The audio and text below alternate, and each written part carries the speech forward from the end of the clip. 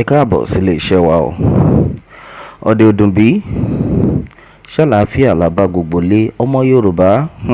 Mẹ́wàá ń ṣẹlẹ̀ ní Junior ẹnì kan ló mọ̀ o. Bẹ́ẹ̀ ni Yorùbá nation ní ọ̀nà àbáyọ bí wọ́n fẹ́ bí wọ́n kọ̀ Yorùbá nation ló lè ṣe. Pẹ̀lú bí gbogbo ìròyìn ṣe ń lọ lọ́wọ́lọ́wọ́ báyìí ó tún ti ṣẹlẹ̀. Àwọn àgbààgbà ti jáde, ọ̀pọ̀lọpọ̀ àwọn èèyàn ti pariwo síta lórí bí ọ̀rọ̀ àwọn agbésùmọ̀mí yìí bó ṣe ń lọ. Eléyìí tó ṣẹlẹ̀ ní ìpínlẹ̀ Zamfara, àwọn àgbààgbà bẹ́ẹ̀ ti jáde tán. Wọ́n ti jẹ́ ká mọ̀ bí àwọn arábí àwọn agbésùmọ̀mí bí wọ́n ṣe burú sí. Wọ́n ní pé ìtúwá ṣẹ̀ṣẹ̀ ṣẹlẹ̀ eléyìí ó kan everybody lóminú. Gbogbo èèyàn lélẹ̀ kan lóminú. Àwọn agbésùmọ̀mí lọ́wọ́lọ́wọ́ báyìí ọmọ kókó, kábíyèsí Elédùmarè, àwọn ọmọ kókó ni wọ́n jù fún ajá kí ajá wọn jẹ. Bẹ́ẹ̀ ni ó ti wá di kan máa lo ọmọ kókó báyìí. Ẹni ọmọ kókó tó máa rí kán tó lè ní pé wọ́n máa gbé ọmọ kókó kán tó lè ju ọmọ kókó fún ajá láti jẹ. Kẹ́ ti mọ̀ pé ìwà ibi tó wà lọ́kàn àwọn arábí ó burú jáì, ó burú jáì. Ìdí rèé táwa fi ń pariwo pé àwa àti àwọn arábí à ń ṣe kankan náà. Yorùbá ní conscience. Bẹ́ẹ̀ ni àwọn Yorùbá ò lè jáde tán kan ní pé nǹkan táwọn fẹ́ máa ṣe rèé. Ó máa ṣe o. Bí ìròyìn ṣe dé bá wa ni wípé ní agbègbè ní ìpínlẹ̀ Zamfara, àwọn agbésùmọ̀mí àwọn boko yìí, ó ní woman kan, obìnrin tí wọ́n jí gbé ní àkókò yẹn. Wọ́n jí obìnrin yìí gbé, obìnrin tó dẹ̀ jí gbé ó ní oyún, ó ti fẹ́ bímọ ní àsìkò tí wọ́n jí arábìnrin yìí gbé. Ní ìròyìn tó ń dé bá wa lọ́wọ́lọ́wọ́ báyìí ni wípé ní ìgbèkùn wọn lọ́hùn ni arábìnrin yìí ti bímọ o. Ó mà ṣe o. Bí arábìnrin ṣe bímọ tán báyìí, wọ́n ní arábìnrin ìbejì ni ó fi oyún inú ẹ̀ bí. Bó ṣe bí àwọn ìbejì báyìí, kété tó bí àwọn ìbejì ni àwọn boko wọ́n dẹ̀ gbé àwọn ọmọ yẹn, wọ́n dẹ̀ jù fún àwọn ajá wọn kí àwọn ajá wọn kí wọ́n jẹ. Ó ti wá yé yín báyìí wípé àwọn arábí wọn ò ṣeré rárá. Kán tó lè jáde tán pé kán tó lè ní àyà àti gbé àwọn ọmọ kókó láti jù fún àwọn ajá wọn kan jẹ. Ìyẹn lẹ fi máa mọ̀ pé ó ti dé góńgó. Tá bá ń pariwo pé kí gbogbo ọmọ Yorùbá ká dìde tán kí a fi ọwọ́ sowọ́pọ̀. Àwọn arábí wọn ò ṣeré o. Bẹ́ẹ̀ ni wọn ò ṣeré rárá. Lóríṣiríṣi ni nǹkan burúkú tí àwọn arábí gbé ṣe. Mò ń gbọ́ láìpẹ́ tí àwọn èèyàn kan ń pariwo pé kí àwọn agbésùmọ̀mí kan tó lè máa pa àwọn sójà nípakúpa. Mélòó wá ni àwa tó kù tó yẹ pé kò sí ìbọn lọ́wọ́ wa. Àfi kí Elédùmarè gbà wá. Bẹ́ẹ̀ ni àfi kí Elédùmarè gbà wá. Ó tún ní ìtàn tún ní pé ó tún ṣẹlẹ̀. Àwọn arábí yìí ní ibi tán ti jí àwọn èèyàn gbé dé, ibi tán jí àwọn èèyàn gbé dé ni wọ́n jí ọmọkùnrin kan náà gbé. Ìyẹn láìsàn wárápá. Wọ́n tiẹ̀ rò pé torí ó láìsàn wárápá pé kán fi í lẹ̀ kó máa bá tiẹ̀ lọ. Irọ́ ni o. Wọ́n ní pé bí ó ṣe wà ní ìgbèkùn wọn lọ́hùn, òun náà ni àìsàn wárápá gbé ọmọkùnrin náà. Bó ṣe gbé ọmọkùnrin náà, kété náà ni àwọn agbésùmọ̀mí wọ́n kúkú lu ọmọkùnrin náà pa. Ó mà ṣe o. Ara nǹkan tá à ń sọ rèé o. Ṣé ti wá rí bí gbogbo ẹ ṣe ń lọ báyìí? Kí Elédùmarè máa ṣọ́ wa. Àwa ti pariwo títí o.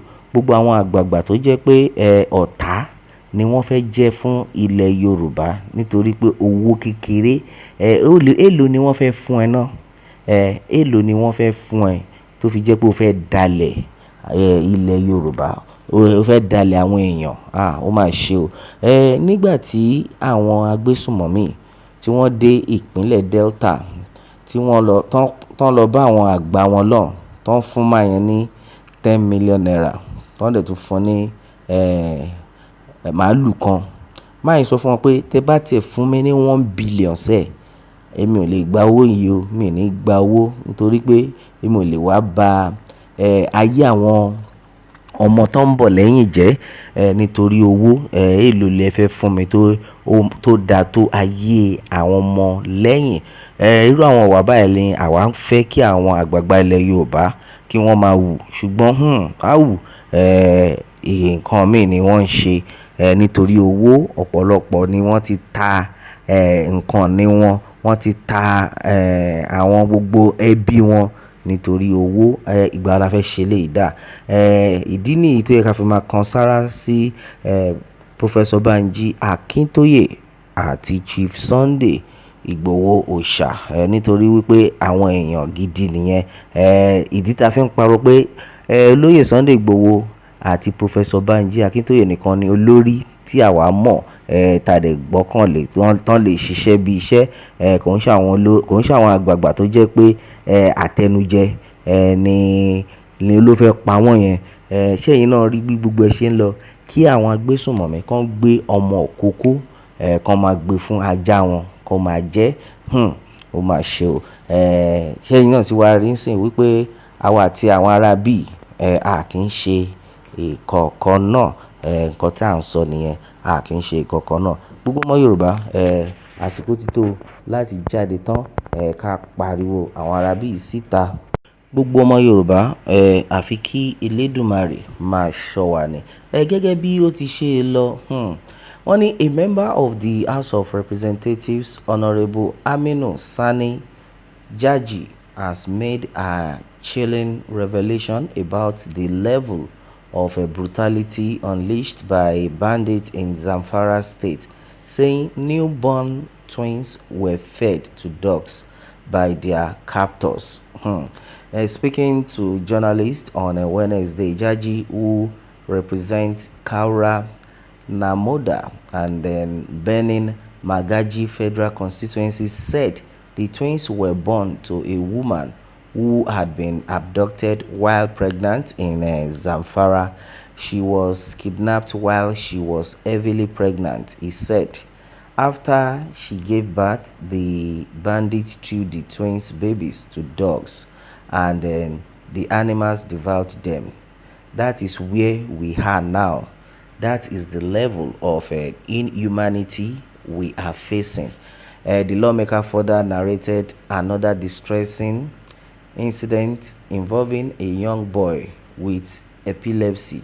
All right, and he made the boy had a seizure, which led to his death at the hands of the bandits. Ẹ̀yin èèyàn wa gbogbo ẹ̀lẹ́ tí wàá gbọ́ báyìí, àfi kí Elédùmarè gbà wá. Ṣé náà ti rí bó ṣe ń lọ? Tá bá ń pariwo pé àwa àti àwọn ará bí à ń ṣe ìkankan náà, ó ti wá yé yín, ẹ ti wá mọ ìdí náà, nítorí pé àwọn eléyìí wọn ń ṣe èèyàn rárá o. Àfi kí Elédùmarè gbà wá. Ẹ̀yin ọmọ Yorùbá, a ní rí jù báyìí lọ lórí eléyìí. A ó máa bẹ́ o, ọ̀bẹ ní bẹ́ṣọ àtẹlẹsẹ̀ abẹ̀nàwó. Ẹni tó bá ní a máa bọ̀, òun là ní dé bá. Kí Elédùmarè kó bùkún fún orílẹ̀-èdè Yorùbá. Ó dàbọ̀.